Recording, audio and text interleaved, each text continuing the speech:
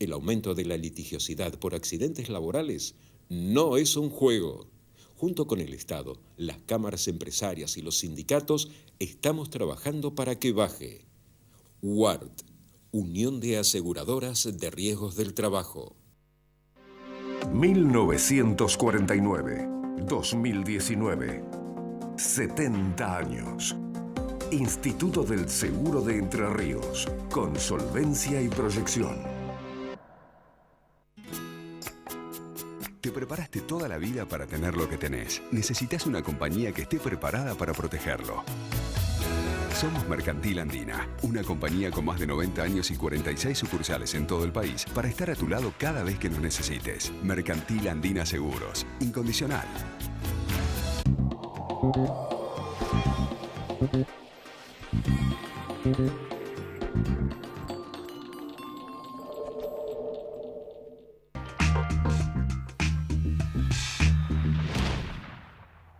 Hola, buenas noches, ¿cómo le va? Un gusto reencontrarnos en esta nueva edición de Pool Económico, el programa sobre seguros, bancos y economía que usted sigue todos los martes a las 11 de la noche acá por Metro. ¿Qué tal, Raúl? Buenas noches, ¿cómo estás? Buenas noches, ¿qué tal?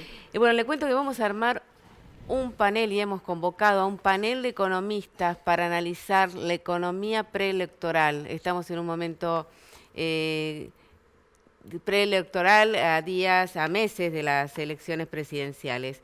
Y entonces hemos convocado por un lado al señor Héctor Rubini, que es investigador del Instituto de Investigaciones en Ciencias Económicas y es docente de la Universidad de El Salvador, de la USAL. Gracias por invitarme. Un gusto que estés acá. Además soy ex USAL, así que es un placer.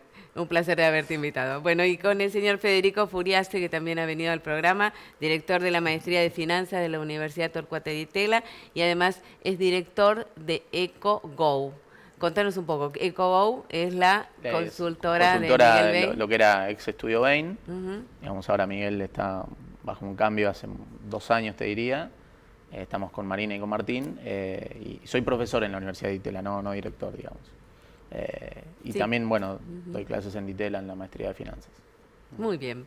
Bueno, vamos a analizar un poco, como decía, de la economía esta preelectoral a días de las PASO, ya cada vez queda menos, 20 días, y también a meses de las elecciones presidenciales. Cuéntenos un poco, un colega de ustedes me mencionaba el otro día que hay un plan económico que está corriendo. En realidad, él entiende que es un plan económico de estabilidad transitoria y que a lo sumo puede durar hasta diciembre, que sería lo que está llevando adelante el gobierno. ¿Cuál es el análisis que ustedes hacen de este momento? Bueno, sí. Queda pensando. Claramente, hay un plan económico para llegar a las elecciones, ¿no? Eso tiene que ver básicamente que el foco está puesto en las herramientas del Banco Central para mantener cierta estabilidad cambiaria hasta las elecciones, ¿no? Me parece que ese es el principal objetivo para tratar de que la inflación siga desacelerándose poco a poco, desde altos niveles, y que eso le permita llegar al gobierno mejor o no tan mal en lo económico a las elecciones. Lo que pasa que en el medio de la incertidumbre política que estamos teniendo, eso hace que el Banco Central tenga que pagar una tasa de interés muy alta para mantener la estabilidad cambiaria. Por otro lado, el gobierno se enfrenta mes a mes a vencimientos de letras de corto plazo y ahí también la incertidumbre política se mete en la tasa a la que tiene que ir refinanciando y en si puede ir refinanciando toda esa deuda. Con lo cual te diría que es una economía que está muy atada a la percepción que tiene el mercado de la incertidumbre política y eso se mete en la economía real. Digo, hay como equilibrios múltiples.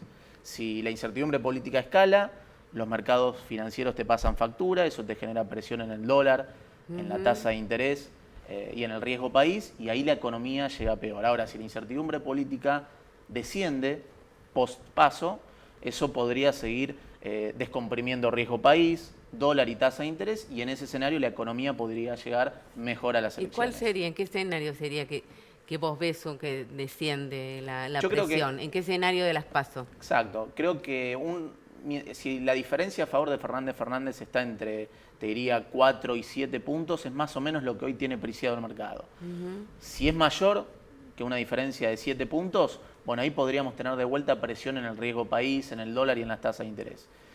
Y si es menor a 4 puntos, quizás ahí el mercado podría seguir teniendo una mejor percepción y descomprimir riesgo país y tasa de interés. Ahora, lo que hay que tener en cuenta es que en un escenario negativo, el Banco Central ahora tiene herramientas para poder desacoplar cualquier tensión en el mercado de bonos, en el mercado de cambios, porque puede vender dólares adentro de lo que es esa zona de referencia, tiene mucha munición en dólar futuro, tiene aproximadamente 6.300 millones de dólares que podría vender eventualmente en el mercado de futuros, con lo cual esa es una herramienta muy importante que permitió, te diría, estabilizar las expectativas de tipo de cambio, a pesar de el ruido que tenemos en el mercado de bonos cuando miramos el riesgo país. Héctor, ¿cómo estás analizando este tema? Porque, por otro lado, hay algunas señales positivas, que las mencionaba recién Federico, como la mayor tranquilidad en el mercado de cambios, como un descenso de una inflación altísima, pero en descenso, como un riesgo país más controlado, aunque altísimo también, y con alguna señal de reactivación económica en algunos sectores. ¿Eso qué es? ¿Algo que dura unas semanitas hasta las elecciones y depende de quién gana, puede ir para un lado o para el otro? Bueno, lo que hace las variables financieras, pareciera que el control se va a mantener al menos hasta fin de año. En cuanto a las posibilidades de reactivación, de generación de empleo, de expansión de la demanda interna, la verdad no veo grandes novedades, por lo menos hasta el año próximo. Es cierto que este año nos hemos beneficiado de una muy buena cosecha en la pampa húmeda. Venimos de un año anterior en el cual una sequía generó un fuerte daño financiero y económico, no solo en la pampa húmeda, sino en todo el interior. Y la buena reacción que está teniendo Vaca Muerta, tanto en materia de inversiones como de producción, pero no alcanza. No alcanza para crear vacantes laborales, no alcanza para ir hacia un sendero más o menos predecible de, uno diría, un crecimiento que se note en el bolsillo. 4, 5 puntos por año. Estamos lejos de eso. Y creo que ahí va a ser necesario una serie de reformas que vamos a ver quién gana las elecciones, qué equipo económico lo va a tomar la posta a partir del 10 de diciembre, si se va a continuar con el tipo de manera de hacer política económica hasta ahora, sin un ministro de Economía, donde el núcleo, digamos, de las decisiones está por jefatura de gabinete, un equipo de CEOs y economistas. ¿Te parece que ese es el problema? Y en gran medida sí, porque las pérdidas de coordinación y las fallas de coherencia entre las políticas fiscal, cambiaria, monetaria, tarifaria, de los 2 años iniciales, 2016-17, se termina pagando en la crisis del año pasado. En definitiva, el detonante, la excusa fue la extensión del impuesto a la renta financiera a los tenedores de bonos del exterior, que genera la salida de JP Morgan y otros inversores y precipita el pánico de mayo que duró hasta septiembre. Pero detrás de eso hay, digamos, una conformación de organización de la política económica y de implementación que está, podríamos decir, agotado. Es claro que hace falta una reforma ministerial, hace falta una reforma del Estado, de regulaciones económicas, bajas de impuestos, pero son todas reformas bastante conflictivas. Yo me acuerdo hace 2 años, que la primera vez que vine a este programa, y justamente vos sabías, me acuerdo de esa pregunta, estaba todavía flotando la idea de Alfonso Pratgay de un eventual acuerdo social o mesa de concertación.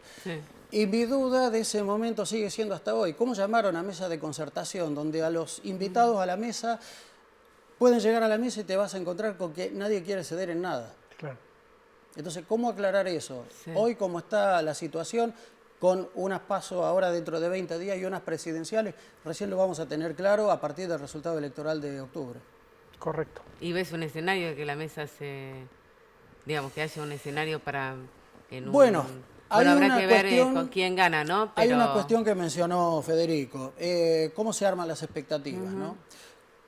Cuando se pierde, porque después de una crisis cambiaria, una crisis de balanza de pago, todos perdemos, Sí. se exacerba más ese sesgo hacia yo no voy a ceder nada. Ni los sindicatos, ni los industriales, ni los chacareros, ni los banqueros, Sí, nadie tal quiere cual. ceder nada. Ni el fisco nacional, ni las provincias. Bueno, ese es el desafío que nos espera más adelante. Tarde o temprano va a haber que abordar el problema, porque si no, no vamos a estar en condiciones de competir Sí. en serio y de abordar la etapa que se nos viene con un Mercosur con más libre comercio Sí, y con un acuerdo con la completa. Unión Europea. El gobierno anterior no habla mucho de economía, la fórmula Fernández, porque bueno, nadie quiere hablar mucho de economía, ¿para qué vas a hablar del enfermo? Sí. Pero cuando hacen referencia al alto consumo de la etapa anterior. Aquellos Sí. favorecieron el consumo, en contrario senso a este gobierno que no, en teoría no ha favorecido el consumo. ¿Ustedes piensan que hay que girar la economía o el plan económico, girarlo hacia favorecer el consumo? Bueno, ¿Que es posible hacerlo eso sin que explote todo con inflación, con un desastre total? justamente la pregunta que uno se tiene que hacer para que el consumo pueda crecer sostenidamente, hay que recrear la oferta de dólares. Digo, porque si no, no tenés ese balance. Cuando la economía empieza a crecer, Sí. crece 1% por la propia Sí. estructura productiva, crecen las importaciones más, 4%.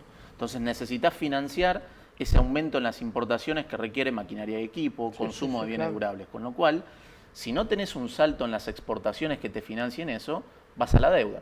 Y eso sabemos que es de corto plazo. Entonces, Sí. para pensar en un crecimiento sostenido del consumo, hay que pensar en cómo vamos a poner a reactivar la inversión y las exportaciones. Y para eso necesitas una economía competitiva, bajar el déficit fiscal, bajar el gasto público para bajar la recaudación, bajar la inflación de forma sostenida, con lo cual no veo de corto plazo nafta para financiar populismo, Claro. sin salir ilesos de eso, ¿no? Entonces hay que recrear la oferta de dólares y de inversión y eso requiere hacer ciertos ajustes de corto plazo, pero bueno, es el costo que hay que pagar para crecer sostenidamente a mediano plazo. Si no bajamos el gasto público y la inflación, es muy difícil Sí, y complicado. tendríamos que apelar al mercado y sabemos que eso es de corto plazo. Sí, totalmente. Bueno, nos vamos a un corte y seguimos charlando a la vuelta. No se vaya, ya volvemos.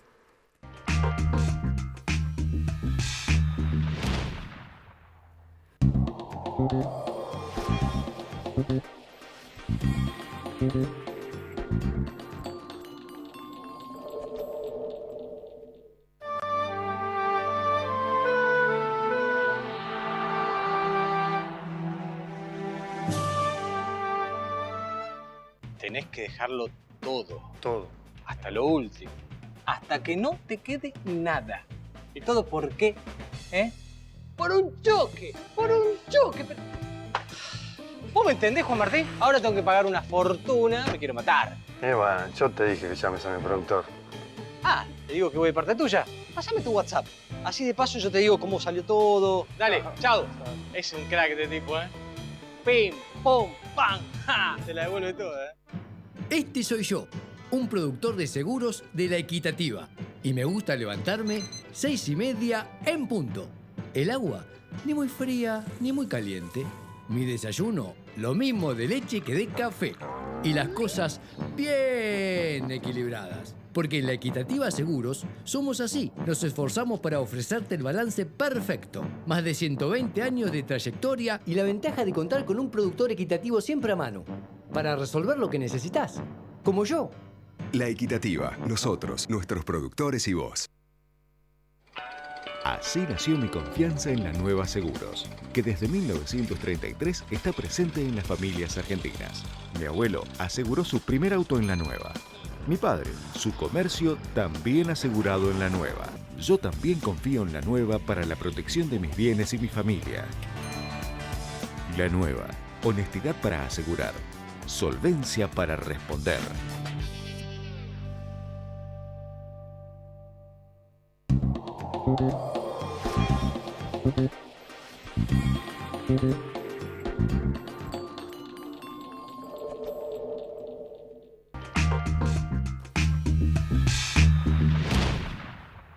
Continuamos en Pool Económico, estamos charlando sobre la economía preelectoral. Estamos con el señor Héctor Rubini y el economista también Federico Furiase, director de Cogo. Y Federico nos tiraba un título, como decíamos recién, no hay nafta para financiar el populismo. Dijiste, bueno, la pregunta es si en este contexto, y se lo hago a los dos, ¿no? Si el plan déficit cero es cumplible. ¿Cómo lo ven? ¿Es el mejor camino? Bueno, fue un camino de emergencia para ganar credibilidad y para parar la sangría de dólares del año pasado. Ahora, cumplible no lo es. De hecho, ya se modificó la meta con el nuevo acuerdo, con la revisión del Fondo Monetario. Hay un problema de mediano a largo plazo. Si la economía no crece, no se genera base imponible y sin tomar nueva deuda es imposible cumplirlo. Ahora, de todas maneras hay que tener en cuenta esto. Es una meta de déficit cero primario sin contar los intereses de la deuda. O sea, seguimos embromados, seguimos jorobados con las cuentas fiscales en rojo. El tema. Ese es un punto, perdón, una cosita. Sí. Nosotros vemos que no se va a cumplir la meta de déficit cero primario porque la recaudación viene creciendo por debajo de la inflación, pero sí se va a bajar a la zona de 0,7, 0,8%, que es una señal importante. Lo importante es que el mercado entienda que hay una señal hacia eso. Ahora, para poner tu deuda sostenible tenés que generar un superávit fiscal antes de intereses, depende del crecimiento, la tasa de 1,5, 2,5 puntos del producto. Y para llegar a eso, ahí viene el punto. Hay que hacer una reforma previsional, porque mientras el 60% del gasto público de la nación, jubilaciones, gasto social, ajuste por ley a la inflación pasada, vas a tener un problema para bajar el déficit cuando baja la inflación. Entonces, eso no lo vas a poder resolver en los próximos 78 años. Bueno, ese es un problema para llegar al superávit. Creo que lo del el recorte del déficit, sea 0, sea 1, sea lo que sea, era necesario.